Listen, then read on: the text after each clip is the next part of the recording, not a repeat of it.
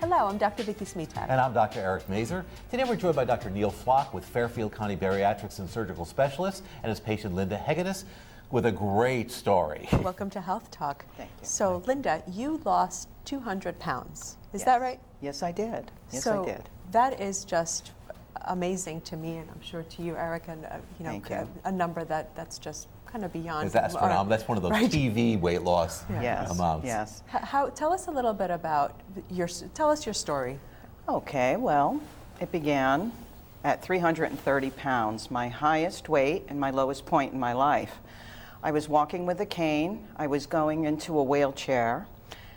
How old were you at the time, if we may ask? I'm sorry, what? How old were you at the time? 50 years old. So this was not a time to be in the wheelchair or walking with a cane? No, not at all. I went to see an orthopedic surgeon who told me that I would need double knee replacements, and that was not an option for me because I felt I was too young to embark upon that surgery. And at 330 pounds, as I walked with a cane and was going into a wheelchair, I felt that mobility was very important to me because I was dependent on my family and my coworkers to help me out with every task. Every task was monumental at that point. Now, We Linda, actually have. Go ahead, Vicki. You were not always heavy, though. Take us back to when you were younger. When I was younger, I was chubby as a small child, and as the years progressed into my teen years, I might have been 20, 30 pounds overweight. Mm-hmm. So that began my yo-yo dieting syndrome, where I was gaining 20 pounds, losing 20 pounds, gaining 20 pounds, so on and so forth. A very familiar story for most of us. Correct. Yeah. And then when I hit my 20s, I would work out, and I maintained about 150 pounds. That's where I felt comfortable at that point in time. When I got married and had my first and only child, I started to progressively gain weight at a rapid rate. I hit 200, and then I went to 224, and then 250, and then 300 pounds. And we actually have a picture of you at your heavy weight, and we'd like to bring that up for our viewers to see, because it really, I don't even recognize the Right. picture. Do you remember that? Oh yes, that was Christmas Eve at my house with my family, and I could not walk. I was standing up in that picture, but I had a bandage wrapped around my knee, and I had the cane. I could barely walk at that point. That was a few months prior to my surgery. Well, many people have something that finally pulls the trigger. That says, I know I certainly did. Did something happen that finally said, no longer, this is the point, I'm going to do something about this? Yes. My breaking point was not being able to walk, being out of breath, not being able to walk 10 feet to the door of my workplace, and my father crying the day he handed me one of his spare canes. It broke my heart to see my father cry because he didn't want his daughter to die before he did. And he said, you have to do something. Please have the courage to take the necessary steps to lose this weight. Go have the surgery. So you had been thinking about having the surgery here That's and correct. there That's prior to correct. that. Had you reached out at all to someone like Neil in the past, or was this all just thinking about it in your head but never really For the having past acted? 14 years of being in this morbidly obese body, I had contemplated having the surgery during those years because some of my coworkers had embarked upon the surgery and had Dr. Neil Floch. I seen ads in the paper with his practice advertised. I did research on his practice and realized that this is the practice I wanted to go with and the doctor. Neil, is this a typical story of someone finally reaching the breaking point? Because it is sort of an interesting phenomenon. Those of us who struggle with weight, there usually is an event or something that finally says, okay, Some trigger, yeah. something that triggers it. Is that typical? I think it's frustration, and it tends to be frustration with what is usually the pattern that we see with people. They go on diets and they try to lose weight, and many people do. If they can, need to lose 20 or 30 or 40 pounds, they can succeed. But in our society, we're trained, even as physicians, to say diet and exercise, diet and exercise. George Bush said diet and exercise, diet and exercise. But what about the people that can't diet and exercise and lose that weight?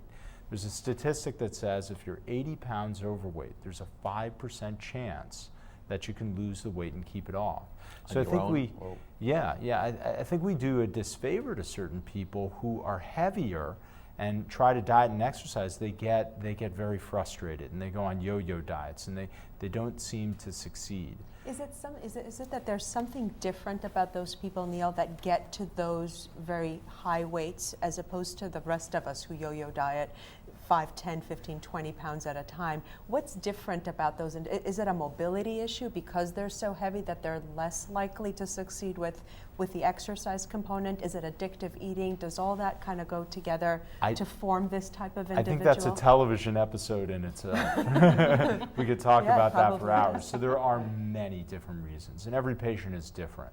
And that's where the doctor part comes in. You have to really talk to your patients and key in onto what the problem is and focus that and focus their treatment on it. So yes, there are many different reasons. It can be depression, it could be eating addiction, it could be an injury, it could be a medical problem, it could be medications. I have a whole host of a list of medications that cause weight gain.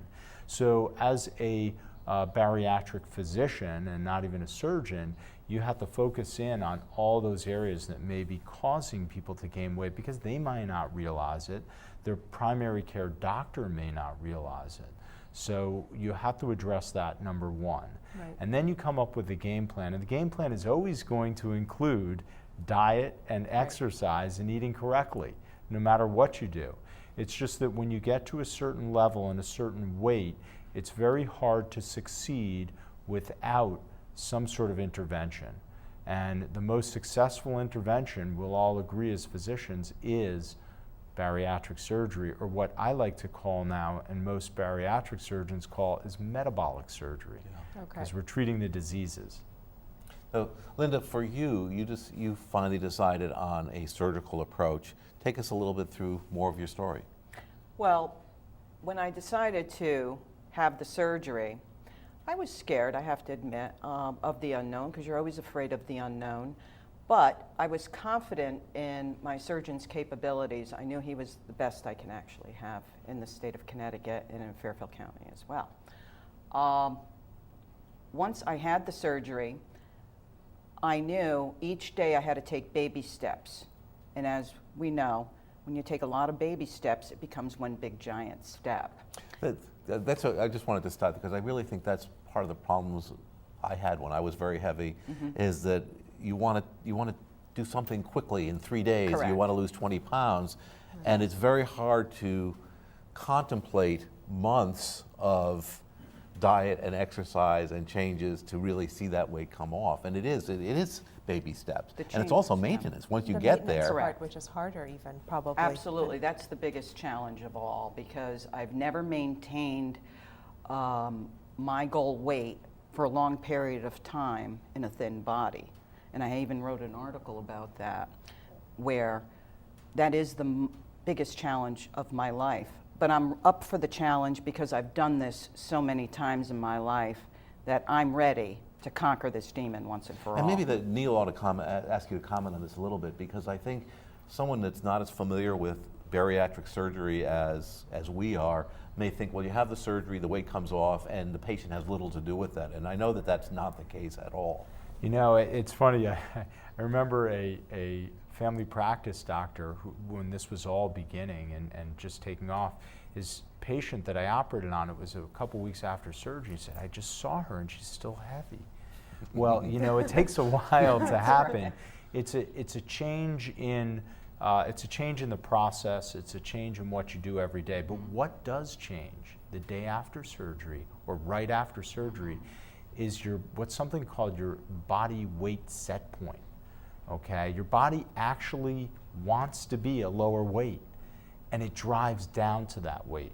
As opposed to people dieting, your body, you know, if you're 300 pounds, you're dieting and your body still wants to be 300 pounds. Right. So you get hungry and your hormones ramp up to get you to gain that When weight you're losing back. weight, your body is telling you you're starving. Right, Every right. evolutionary circuit in our body is saying eat. But the Yeah. incredible thing with weight loss surgery is right after the surgery, your hormones go the other direction and they help you to lose weight. So that's a hormonal change that happens as a result of the surgery then, Neil, that changes your set point or your body's perception of what the set point should be for your yes, weight. yes, it's incredible. And that's something that not many of us know about. I mean, I'm certainly learning a lot by having this conversation today. And is it the shrinking of the stomach per se, or what exactly is it metabolically you know, here that we get a little bit changes? scientific, and Yeah. it's actually found in studies that the fundus of the stomach, that's the big part of the stomach, is a control center that sends messages and hormones, and there's a hormone called ghrelin that makes us hungry. Yeah. For instance, I didn't eat breakfast, and I know you're all worried, but my ghrelin level is way up here right now, okay? And after I eat breakfast or dinner or whatever the meal is, it's going to go to way down. Now, Linda's ghrelin level, whether it's breakfast or dinner, her ghrelin level's down here. So I got a lot of ghrelin, and she's got none. Did you notice And I'm that? not That's jealous. interesting. Did you notice that difference right after surgery, that you were less hungry, that you were fighting? Yes. I was so grateful to have that feeling. That's all I ever wished for all my entire life, was to have a smaller stomach. I used to say, I wish I could have a small stomach so I wouldn't eat as much, because I never knew when to stop. Now the red light goes off. Okay, stop. You ate too much, and you'll know if you ate too much. And one thing I've certainly noticed is that I eat and I'm still hungry, but if I force myself to stop eating, that extra appetite will diminish 10, 15 minutes later. Is that a physiologic? Is that the ghrelin levels finally going down? Well, I think there are two parts to the brain. There's a part of your brain saying that you need more energy, or you're full, or these are natural things. And there's a part of your brain that you can overcome things, whether you're strong enough to overcome that hunger.